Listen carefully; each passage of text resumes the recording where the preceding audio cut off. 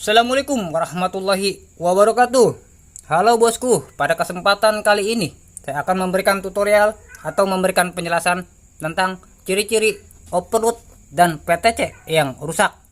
Sebelum saya menjelaskan tentang ciri-ciri overload dan PTC yang rusak, terlebih dahulu saya akan menjelaskan kepada Anda tentang fungsi overload dan PTC. Jadi fungsi dari overload ialah sebagai pengaman. Apabila terjadi panas yang berlebihan di kompresor, maka overloadnya akan memutus secara otomatis. Setelah suhu dingin di kompresor sudah berkurang, maka overloadnya akan menghubungkan kembali arus listriknya. Nah, jadi seperti itu bosku fungsi dari overload. Jadi bisa dikatakan kompresor kalau tanpa overload, maka kumparan yang berada di dalam kompresornya akan terbakar bosku. Jadi overload itu sangat berpengaruh besar terhadap cara kerja kompresor. Oke, kita lanjut. Sekarang saya akan menjelaskan fungsi dari PTC. Harus Anda ketahui, PTC adalah singkatan dari bahasa asing yang artinya Positive Temperature Conversion, yang artinya sebagai alat yang terpasang di fin kompresor yang berfungsi sebagai relay dan bekerja berdasarkan temperatur suhu. Jika suhu sudah naik untuk menghidupkan kompresor dan tidak lama kemudian dalam hitungan detik suhu di VTC-nya akan berkurang. Nah, jadi seperti itu fungsi dari VTC. Jadi bisa dikatakan kompresor kalau tanpa VTC tidak akan bisa hidup bosku, karena di dalamnya terdapat elemen bosku. Jika elemennya sudah panas dan tidak lama kemudian dalam hitungan detik untuk menghidupkan kompresor, elemennya akan memutus arus listriknya perlahan-lahan. Nah, inilah fungsi dari VTC bosku. Nah, jadi seperti itu. Harus Anda ketahui, PTC itu pin PTC itu bermacam-macam model. Ada kaki pinnya, ada yang berada di sebelah kanan, ada pula yang sebelah kiri, ada yang 3 pinnya, ada yang 4, dan lain sebagainya.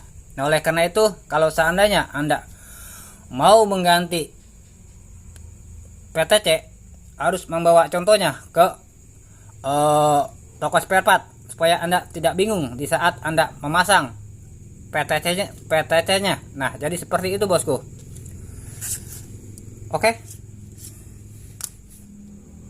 Oke, dilanjut bosku. Sekarang saya akan menjelaskan tentang ciri-ciri overload dan PTC yang rusak.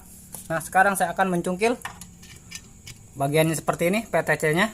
Yang pertama yang harus Anda cungkil jika Anda ingin melepas komponen tersebut, PTC-nya dulu yang harus dilepas. Setelah itu baru overload. Nah, seperti ini. Jadi, kalau kulkas Anda mati total, baik untuk kulkas yang 1 pintu maupun kulkas yang 2 pintu, langkah yang pertama yang harus Anda lakukan, Anda mengecek bagian yang seperti ini, overload dan PTC. Nah, yang ini disebut overload, sedangkan yang ini adalah PTC. Oke, terlebih dahulu saya akan memposisikan kameranya.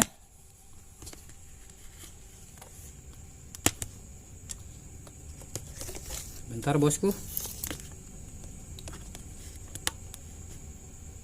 Oke. Nah, jadi jika Anda mengecek bagian seperti ini, Anda lihat dari sisi fisik. Kalau seandainya barang yang seperti ini overloadnya sudah parah sekali, sudah pecah atau bagaimana, kemungkinan besar yang membuat kulkas Anda tidak bisa hidup karena disebabkan oleh overload bosku. sehingga arus listriknya dia tidak mengalir ke kompresor.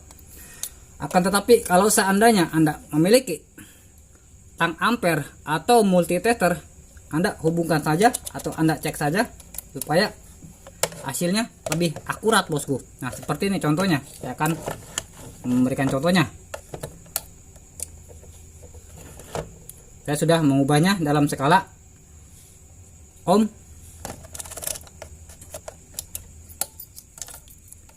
Jadi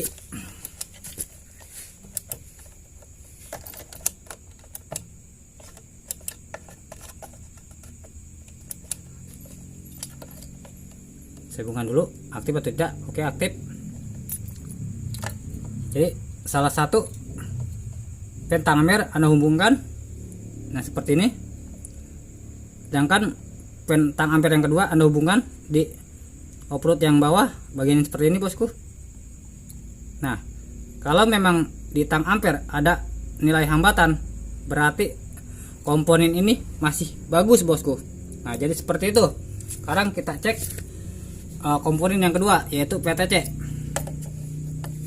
Kalau dilihat dari suara, kalau suaranya koplak, berarti elemen yang berada di dalam PTC nya sudah pecah bosku. Nah seperti ini contohnya yang disebut elemen PTC bosku. Nah seperti ini. Ini bisa saja pecah bosku, karena akan tetapi barang seperti ini jarang sekali terjadi bosku. Akan tetapi kalau seandainya Anda menjumpai PTC kompresor Anda, kalau Anda goyang-goyang koplak, berarti elemen seperti ini sudah pecah bosku. Nah, jadi seperti itu. Kalau seandainya Anda koplak-koplak tidak pecah, alangkah baiknya Anda cek lubang yang pertama di PTC nya, lanjut ke lubang yang kedua.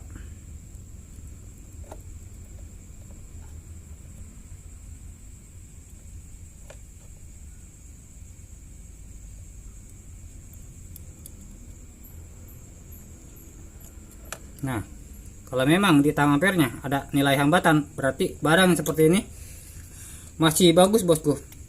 Tapi Anda bingung setelah Anda mengecek komponen tersebut normal semua, akan tetapi kulkas Anda tidak dingin.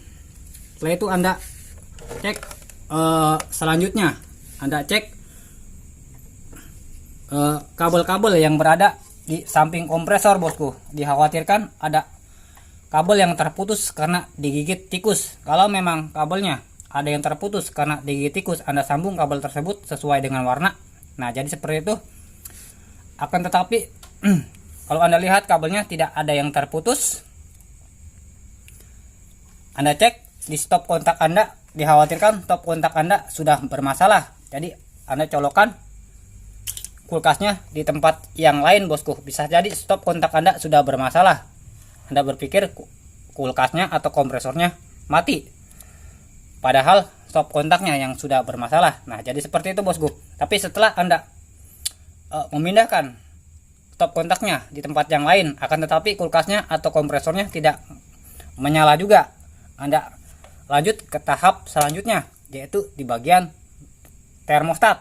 Nah sekarang saya akan kasih tahu kepada Anda apa itu termostat.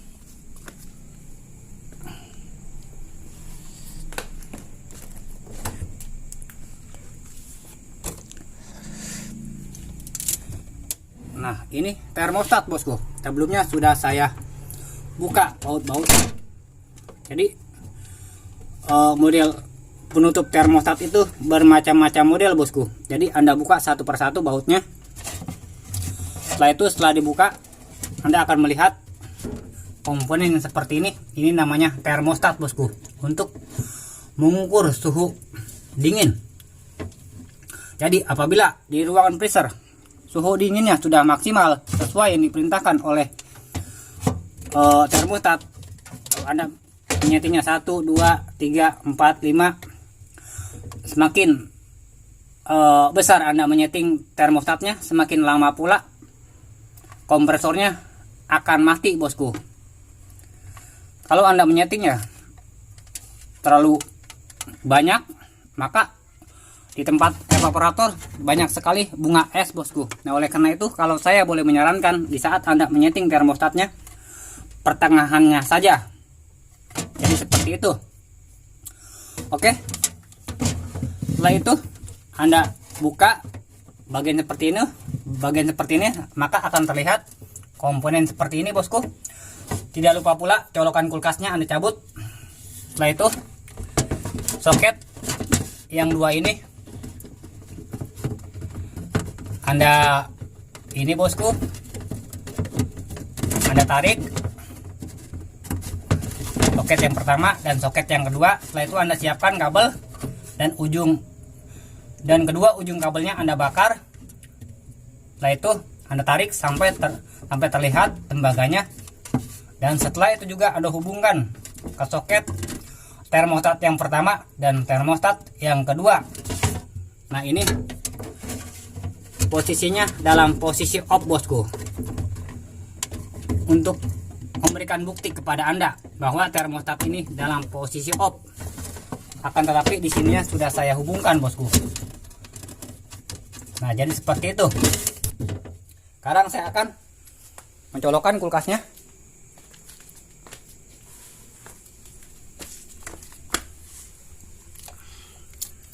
Yang pertama yang harus Anda pasang yaitu bagian off-road, baru PTC.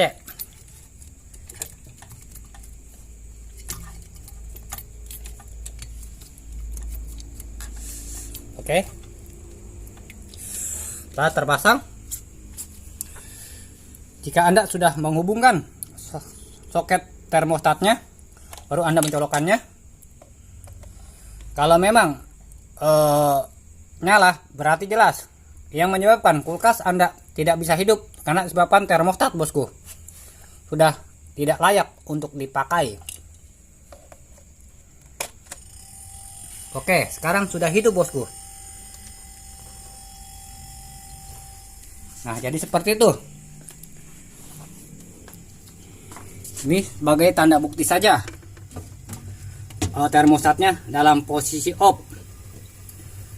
Kalau seandainya kulkas Anda posisi 2, 3, 4 akan tetapi tidak menyala kompresornya, Anda hubungkan yang tadi saya jelaskan di soket pertama dan soket kedua. Anda hubungkan kedua kabelnya.